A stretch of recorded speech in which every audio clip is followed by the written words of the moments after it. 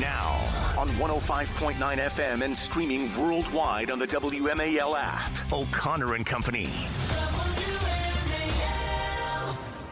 It is 7:07, and it's the 30th day of December here, the last Tuesday of 2025. This year just flew by. Thanks for joining us on O'Connor and Company. Coming up at 8:05, Adam Gillette will join us from Accuracy Media. My name is Larry O'Connor, and I'm joined this morning by Patrice Onwuka. And Happy New Year to you, Patrice. Happy New Year. Well, it's still the old year.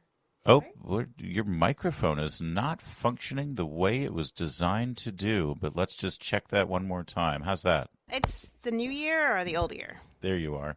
I think it's both.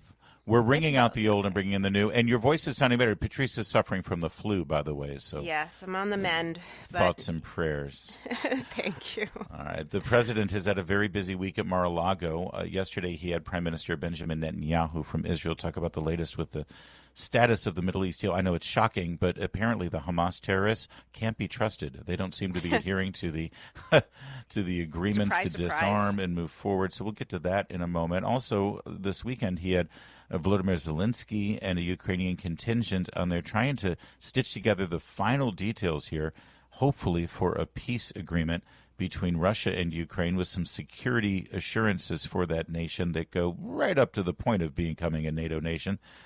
Here's Brett Baer last night, Fox News, with Zelensky, asking a pretty pertinent question. Do we think Putin even wants peace? Is there any indication that you see that Vladimir Putin wants peace by what he's doing or saying? Me not, be honest. And I don't see it because, first of all, I don't hear it publicly. His messages, he doesn't speak about peace. Now he doesn't speak. He says that he can go further. It's not the signals of peace. Okay, so does that even matter? Is it important? Does somebody need to be talking about peace to actually be forced into a peace, even if they don't want it? Let's ask Meagan, director of Independent Women's Center for American Safety and Security. Her social media feed, by the way, Mobs Mentality, is pretty great. Meagan, Happy New Year. Thanks for joining us. Hi, good morning, Larry. Happy New Year. Thank you. Patrice. Hi, Meagan. Well, let's start there. I mean, just in terms of, the president said this wouldn't have happened if he were president. I don't disagree with that, by the way. I think the track record proves that out. But regardless, it did happen. And Putin did roll Russian tanks into Ukraine, and it has been atrocious. And the people of Ukraine are suffering. And the president wants peace. He's worked this year for it. But if Putin doesn't want peace, if Zelensky doesn't want peace under certain conditions, then what's going to happen here? What business do we have even trying to force this? So it's a great question, Larry. I think ultimately Putin does not want peace. It's very clear about even what he said in the last 24 hours about what could potentially look like a false flag operation where drones may or may not have attacked a residence in Russia. He's not interested. And the reason why he's not interested is because for him, Ukraine has always been part of Russia. This isn't actually about Crimea. It's not actually about the Donbass, which includes two oblasts, Luhansk and Donetsk. This is actually about all of Ukraine. And so the discussion about territorial concessions and all of these different pieces are a way that Putin is drawing out the negotiations. He's protracting the timeline so he can make more battlefield gains and then say this land that we have is in fact ours. Yeah. And so your question earlier, though, I think is the most pertinent one. What happens if Putin doesn't want peace? He doesn't want peace. Ultimately, it's going to have to be forced. And that's going to require much more significant sanctions, secondary sanctions, and I think a much bigger push of lethal aid to the battlefield, which our European allies are beginning to do in quite substantial volume. Meagan, jumping to another part of the world here, President Trump, I believe it was yesterday, said to Hamas pretty blatantly, it's going to be horrible for you, really horrible if you don't disarm and make an agreement. And we saw over the weekend President Trump meet with Benjamin Netanyahu, I think potentially give him a pardon for any potential crimes in the future. Where do we think this is going with Hamas and with Israel? Do we see an end in sight to this conflict? So this goes back to a little bit about Putin as well, obviously different regions of the world, but ultimately these are authoritarian regimes who only really recognize strength in an effort to push them to achieve an outcome. Hamas has said they're not going to disarm until a Palestinian state is established. We know that has to come first. Hamas has to disarm. They've clearly said no, they're not going to. And so what I would say is that President Trump has been extraordinarily willing, in particular in this region, to match his words with his actions. And we saw that very successfully with Operation Midnight Hammer, with the attack on the Iranian facilities. And so I do think that if Hamas continues to try to drag this out, he is going to do exactly what he said, which is greenlight Netanyahu to go after them more aggressively. So where does that leave us with these two hotspots here and the Trump administration's engagement in these regions? If Hamas doesn't disarm, as they've promised, does that mean that Israel gets a green light to continue their campaign there to rid Gaza from Hamas? And if Putin continues his aggression, I mean, at what point does our engagement sort of reach its limit, I guess, is the question, Meagan. So that's a good question. And I think that ultimately there are a dozen different policy decisions that can happen between now and some type of, I think you oftentimes hear people being very frightened of things like boots on the ground or, us more heavily involved. There are so many things that can be done between, that and where we are now that I do think the president has the responsibility to begin exploring. And this is actually the importance of the interagency process by which all of these options are presented to him. I do think in particular with the Middle East, we've been very clear about Hamas disarming. They did embrace that 28-point peace plan that was put together. And I do think if they don't follow through with it, there will be and there should be significant consequences. Yeah. I will say the war in Europe is vastly more complicated. I think the president himself has stated that he thought this would be easy. It's not an easy conflict. It's the largest land war in Europe since World War II. It's going to be very complex. Back to Europe here, because one of the points, I think it's down to a 20-point plan now for peace. One of those points is to provide Article 5 style protections for Ukraine without giving them full NATO admittance, which, again, I don't think Putin would ever agree to, but he might. I mean, he hasn't said outright no to it yet. But what does that exactly look like, to basically treat them as though they're and for those who don't know, Article 5 means that if one of the countries in NATO is invaded, then it's like invading all of them, and we have an obligation, and we will promise to protect them. And that, by the way, those protections have kept Russia and other foreign countries from invading those nations. So we should assume that if you give Ukraine Article 5 protections, that means this is where it ends. Russia is not going to try to infringe any further. Is that a possibility? And what does that exactly look like in terms of the U.S. presence in Europe to enforce that? So we haven't actually seen what those security guarantees look like. And I think that's ultimately the kind of complicating factor here. And they've also talked about some type of security guarantees going before Congress. I would interject here that there's kind of two different types. You can have an agreement, which will require just voting on both the House and the Senate, or a treaty, which requires a 2/3 vote by the Senate and begins to go into much more of a binding commitment that has an advising consent role from the Senate side of the House. And that's quite more significant. And that's really where you see something like an Article 5 or a NATO something happening. Yeah. The reality is that you said it yourself, Larry. I don't think Putin's going to agree to that. He clearly hasn't agreed to NATO. That's been his biggest thing all along, though I think that's a kind of a fake or a false prophet that he props up as the reason why he's invaded. He invaded for many different reasons, not just that. So I don't think that that's something he's going to agree to outright. This goes back to, though, what do we do if he disagrees? Are we going to just say, okay, Putin, you have your way, that's fine? Or are we going to actually begin pushing forward with what Trump does very well, is that peace through strength, and saying, no, you will accept. This isn't an option. This is your only option that you have to take. Meagan Mobbs, we have a problem here. You're too big guest, and we have more questions. So we're gonna. It's a super good problem to have, though. Just hold your thought for 1 minute. Patrice has another question. I've got some military-related questions, considering your history as a veteran of our armed forces. So we'll get to all of that with Meagan Mobbs in 60 seconds. First, though, it is 7:15. And here, WMAL traffic and weather every 10 minutes. First on the 5. Steve Hirshhorn is in the Hadid Carpet Cleaning Traffic Center. All right, we're continuing our conversation with Meagan Mobbs. She's director of Independent Women's Center for American Safety and Security. Meagan, wanted to ask you about President Trump talking about what's going on with Iran. And so in addition to threatening Hamas if they decide to rearm, he also sent a clear message to Iran that if they decide to replenish their ballistic missiles or restart their nuclear program, that there's going to be HE double hockey sticks to pay. Can you talk about what's going on with Iran right now in the United States and Israel? Megan's a soldier. She graduated West Point. Megan, that was hell. Hell to pay is what she said. Hell. Sure. Well, Patrice is a lady. I have a bit more of a potty mouth than her, but I'll make sure I temper myself this morning. It's not like you're a Marine. It's all right. Fair enough, Larry. Fair enough. But Patrice, you're exactly right. This is where the president really shines, is when he really does make sure that he is saying exactly what he's going to do. Now, I will say the president is exceptional at wielding what I call strategic ambiguity, not giving too much away. In particular, when we're talking about our adversaries, you do want to leave some gray space there.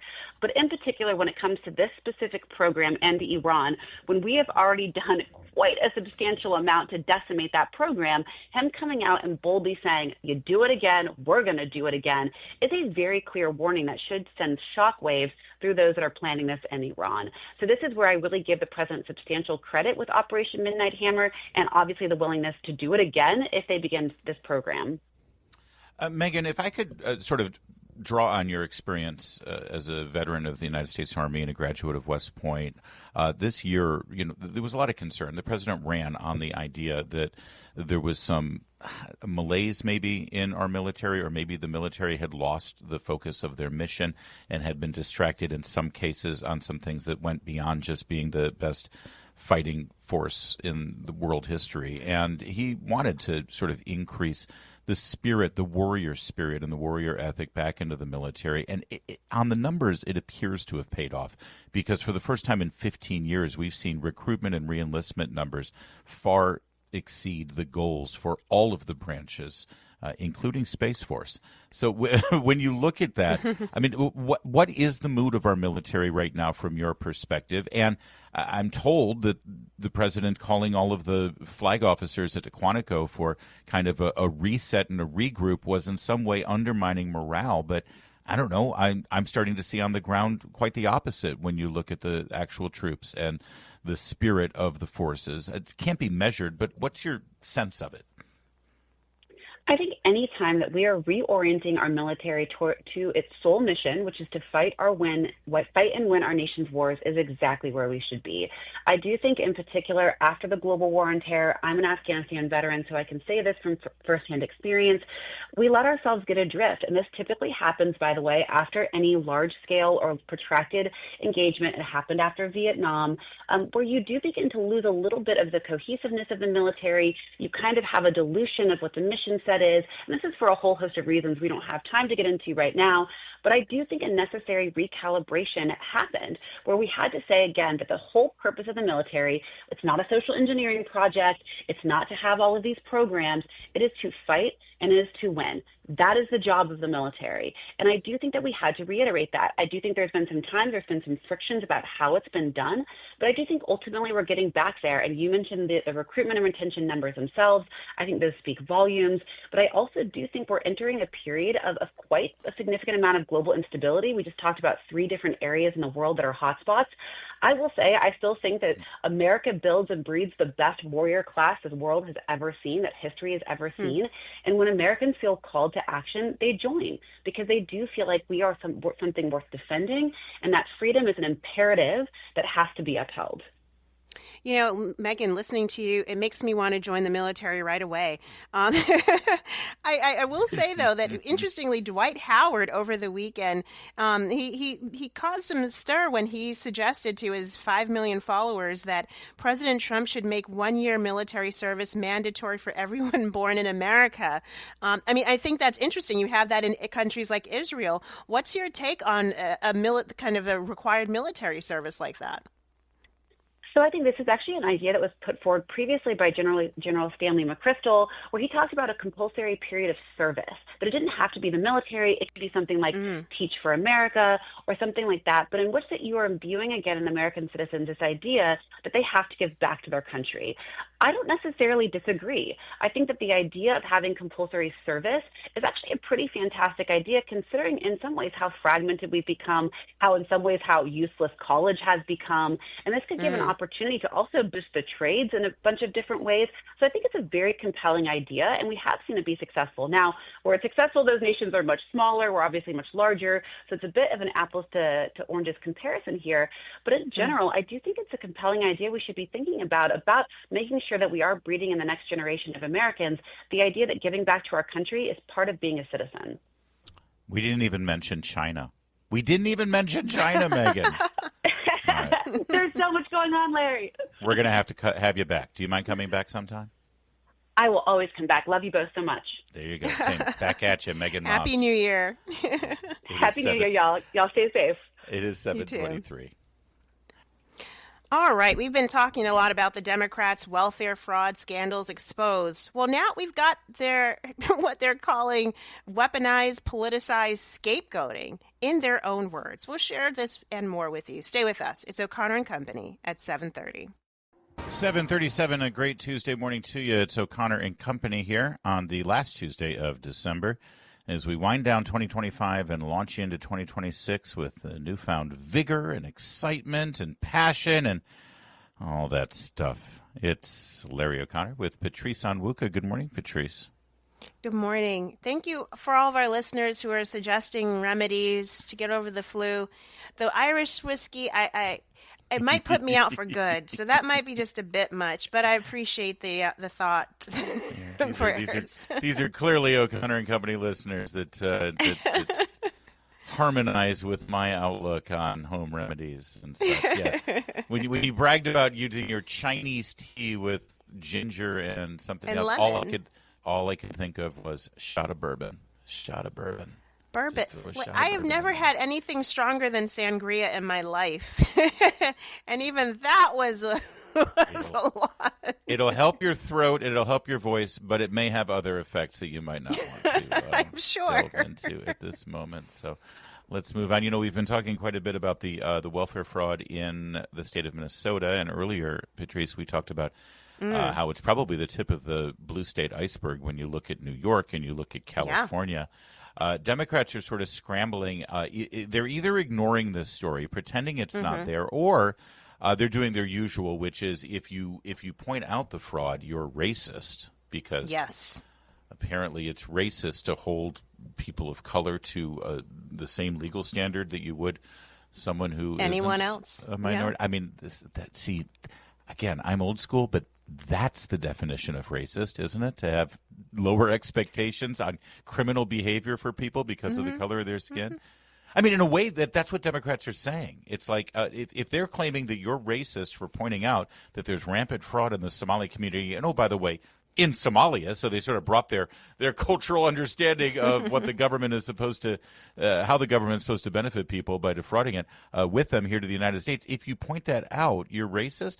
Well, to me, I hear someone say that, and all I hear is, well, you know, we don't expect much more from those people. That's what I'm hearing. Yeah, that's disgusting. Hold everyone to account. And by the way, people come from other countries that are full of corruption, and they don't engage in the same scamming and fraudulent, corrupt behavior when they come here because they escaped that level of corruption so that they can live in freedom in a real system that protects people's rights and freedoms. But you know what? What do I know? I'm just an immigrant from another country. So of color. So because it seems to me that you have a pretty good platform to use when you're talking about such things, considering what they're trying to accuse you of. So they're either doing that, or the last thing that they're doing is just sort of, you know, waving their hand of it. They're giving, they're backhanding. You know, again, let's just be clear. In Minnesota alone, $19 billion in federal aid last year, and right now investigators estimate $9 billion of it was fraudulent. That's half. That's of the a lot money of fraud spent in Minnesota is fraudulent. And listen to on Morning Joe yesterday, member of the New York Times editorial board, So these were funds that were meant to go to help feed hungry people during the COVID pandemic, to help keep people in their homes who were at risk of homelessness. So first of all, if there is fraud there, that should be fully investigated, no matter where it is, whether it's in a Democratic-led state, a Republican-led state. I mean, let's pull back. So absolutely, it should be investigated. The question is... Yeah, she didn't say but there's a big but there. But a really big but, like a Kim Kardashian-sized but. You heard the sort of snide, sarcastic, dismissive tone there. Oh, sure, if there's fraud, that should be investigated. Do you notice how Democrats never lead the charge on this, though? The people who are in support of these programs, they're like, oh, sure, go ahead and investigate it. No, the investigation of fraud should be a priority. This is what I'm not understanding, Patrice. If you're on the left and you truly do believe that money is best spent by taking it from hardworking, law-abiding, tax-paying citizens, funneling it through government bureaucracies, and then distributing it based on your great intentions and your holier-than-thou perspectives, and giving it to these agencies or programs that are being funded by the federal government because that's the best way to raise a child. That's the best way to have a daycare facility or a healthcare facility. If you truly, truly believe that, you should be the angriest about the fraud. Of course you should. You should be the one screaming from the rooftops about the fraud. That every dollar of fraud is a dollar away from a deserving person. Yes, right? Think about the children, Patrice. But they're not. Not only is it a dollar away from the people who they claim they're trying to help, but it also obviously makes all of those programs look bad. Look like they're just schemes to enrich Democrats and interest groups. Mm-hmm. Which, well, let's face it. They are. Yeah, exactly. That's exactly what they are. All right, let's let her finish. By the way, if you're recognizing the voice, this is Mara Gay. You'll remember her from the 2020 presidential election when she did the on-the-spot calculation on MSNBC that Mike Bloomberg could actually give every American voter $1 million rather than spend it on the television. Her. Yeah, okay. That's Mara Gay. Math is hard. You know, why is this a priority in a different kind of way? The politicization of the DOJ and the FBI is undeniable. So whether they are reliable narrators is the big question. And this is what happens when you weaponize and politicize federal agencies that are not meant to be, politicized. And I think the American people are right to ask the question, well, can we trust you? And that's a sad thing to say as an American. Let's recall, too, that there's also other scandals in other states. For example. Yeah. All right, so she's decrying this because this is really just a result of the politicization of the Justice Department because they prioritize going after these things. And it's really sad that the American people have to look at the Justice Department and investigative bodies and say, can we trust you? Excuse me, what about all of these agencies that are spending our money, taking our money from us and then spending it billions and billions at a time on fraud? Why aren't you worried about the American people losing trust in those agencies? And one other thing, cry me a river about the priorities of the FBI and the DOJ because they've been politicized. Because last I checked, their priority was storming somebody's house at 6 a.m. because they prayed a rosary in front of an abortion clinic. So yes, you're right. The DOJ is politicized, but that ain't a new development, honey. We like the way that it's being weaponized. We like the target that's being the focus of the DOJ right now, the right targets, which are the fraudsters and the scammers rather than the grandmas who are praying. Yeah, I'm fine with that. Thank you. All right, well, that's all they've got. That's the best they could muster. That's the intellectual opposition to this, which means we're over the target. It's weak. And exactly. we keep talking about it. It is 7:44. Hey, there's an article in Kiplinger.com. You heard me, Kiplinger.com, warning about the 4 headwinds of retirement. Where longevity risk, that means you outlive your money, inflation, market volatility, and taxes. They're all factors that could derail your plans. Living longer means your money needs to last longer. Meanwhile, prices keep rising, markets swing unpredictably, and taxes could take a bigger bite out of your savings than you expect. Abe Abish wants to help you fight back. At Abish Financial, Abe and his team build retirement plans that include diversification, income streams to hedge against higher costs, and tax strategies that work to reduce what you may owe. You've worked hard to build your nest egg. At Abish Financial, they'll work hard to help you protect it. Call 571-570-3559 for your retirement risk and income review. If you're over 59 and you've saved $500,000 or more of investable assets, they can do this review for you complimentary. 571-570-3559 or theretirementkey.com. Investment advisory services offered through Abish Financial Wealth Management, LLC, a registered investment advisor firm. Insurance services offered through Abish Financial Services, Inc., licensed in Virginia. Endorsers has been compensated repeating to our zone. 745. WMAL traffic and weather every 10 minutes. First on the fives with Jamie Whitten in the Hadid Carpet Cleaning Traffic Center. Traffic is brought to you by Jiffy Lube. What could very well be the final critter news of 2025, Patrice Onwuka. Probably, yeah. It's my kind of critter news because it involves consuming critters, consuming delicious, delectable critters. Oh, and dipped in butter. Even better, yes, with rendered yes. butter. We're talking lobsters, my friends, big time lobster. Can I just tell you, Meredith, if we go to a restaurant and there is oftentimes this is at a steakhouse, and there is an option or a special to add 1 or 2 lobster tails to your day. You know how the waiters always do that? Or if you would like to make it a surf and turf, you can add a lobster tail. Oh, tonight we have some South African lobster tails, and they're only $1,000 a pound. Doesn't matter. Doesn't matter. Meredith puts the bib on, and she's ready for the lobster. She is a lobster addict. She can't get enough lobster. That said, our friends over at the FBI, Kash Patel et al., are hoping to get a hold of $400,000 worth of poached lobster meat. Not poached in butter, mind you. Poached like stolen, like illegally taken. Law enforcement remains... oh, my gosh, the puns that are sitting in this USA Today article. The way they wrote this article is just delectable. Yeah, it does leave your mouth watering. All right, I'll let Michelle Del Rey, the writer at USA Today, take it from here. Are you ready? Law enforcement remains shell-shocked as the FBI investigates a heist involving a truck in Massachusetts carrying $400,000 worth of lobster meat destined for Costco stores in Illinois and Minnesota. Can you imagine being a truck driver? And it's a refrigerator controlled environment there with lobster, and it's $400,000, like $500,000. I mean, what's to stop you from just dipping your hand in and grabbing a couple, just put it in your cooler? Truck drivers have integrity; they can't do such a thing. Okay, all right, you're right. The freight broker based in Evansville, Indiana, that managed this says the incident occurred on December 12th. The shipment, a truckload of about 40,000 pounds of lobster meat, was scheduled to be picked up from a warehouse in Taunton, Massachusetts at 2 p.m., but by 4 p.m., the company worried the shipment had been handed off to the wrong person after the suspect allegedly turned off the GPS tracking. Oh, no. Okay, maybe not all truck drivers are men and women of integrity. In this instance, we hired someone we thought was legitimate, but the legitimate carrier company was being impersonated by someone else in a very sophisticated way. This took a lot of forethought. This is like the Louvre jewel heist earlier in the year. Here's the question, though. All right, let's say you have this plan. It's like, all right, we're going to impersonate the shipping company. We're going to drive up with our own semi, and it's got to be a refrigerated semi-truck, right, to be able to handle lobster meat. We'll take the cargo.